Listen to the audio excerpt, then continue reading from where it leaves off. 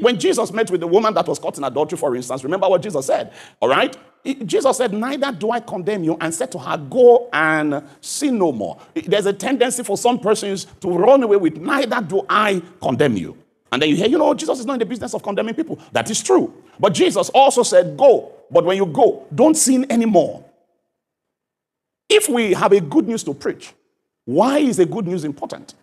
You cannot make a medication attractive and applicable or appreciated by a people that do not have any sense of malady. You see, there are many people under the sound of my voice that are not thinking of painkillers. And the reason you are not thinking of painkillers is because you are not experiencing pain. And so, when we are bringing the good news to a context, it's important that you understand that the gospel is not heard in a vacuum. People were doing something before they confront the gospel. And it is important that the gospel situates their lives in its practical, objective sense, in the light of God, and then explain to them the possibilities and the vistas that the gospel will open to them if they embrace the gospel. The gospel is good news. But the reason why we need good news, the reason why we need to proclaim good news to people is because there is bad news. Jesus came into the world to die for sinners.